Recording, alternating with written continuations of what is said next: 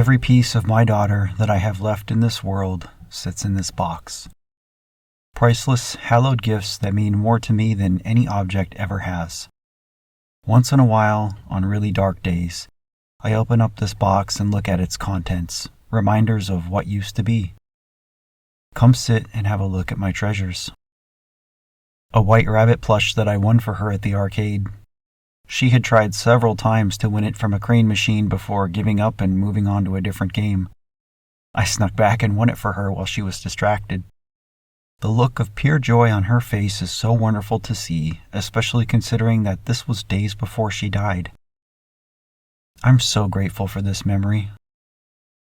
A few shirts, my favorite being her Kirby sweater. She loved Kirby. We played it together all the time. Hugging it is the closest thing I get to hugging her anymore. This mask is one her and I made together for her to wear on our last vacation. We went to a Comic-Con in Kentucky. I spent days drawing and cutting and gluing foam. Once it was all painted and done, she decided she didn't want to wear it. I wasn't even mad because us making it together was time I got to spend with her. There is so much art in this box. Drawings and paintings she did as a kid, and a sketchbook of hers that she drew in up until the day she died. I love that I have this little window into her mind. I look at these pictures and can imagine her sitting at the table or her desk, doodling away. These are worth more to me than any Van Gogh. I have a few locks of her hair that the funeral home gave me before she was cremated. I couldn't bring myself to even look at them for days, so they sat in Ziploc bags, wet and smelling of bleach from the autopsy. When I finally opened one up, I realized that they were beginning to smell like mold. I carefully washed them in the sink, using her rose-scented shampoo, then dried and delicately brushed it all as if it were still attached to her living head. It reminded me of brushing her hair when she was little. Don't let any father lie to you. Daddies love doing things like this to take care of their little girls. These are my treasures, my most sacred and prized possessions. I care very little about possessions in general anymore, but these are special. There are countless memories tied to them. They are proof that my baby was here, proof that she was loved and loved in return. I so dearly want her to be remembered. This box allows that to be. It's a time capsule of an era of pure love that is past.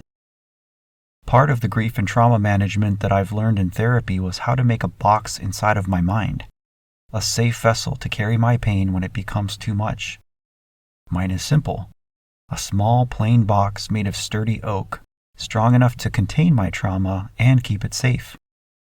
It holds the pain when it becomes too much to bear. When I feel strong, I take it out and feel it, knowing that I can always put it back in the box when I need to. It's been an important tool for me on this journey with grief. Speaking of the journey, now that I'm home for good, I can feel it evolving. Perhaps it's the change in season and how quiet the world has become. Perhaps it's being around my family and the love they provide. Perhaps it's just my imagination. But as I continue to walk down this path, I'm starting to feel less intimidated by what lies ahead. It's not any less painful, just less scary. Regardless of the reason, I'm grateful for the respite. For those of you also grieving, has your value of tangible possessions also shifted with your loss? Have your expensive things become unattractive, but a rabbit plush or an old sweater become priceless? Whether you are bereaved or not, please heed my message carefully. Do not spend your entire time on this earth chasing stuff. You can't take any of it with you. It's not important. Instead, focus on the love and memories you build with those around you and keep them safe inside your own box. Thank you for watching. As always, be patient, be kind, and love yourself. See you soon.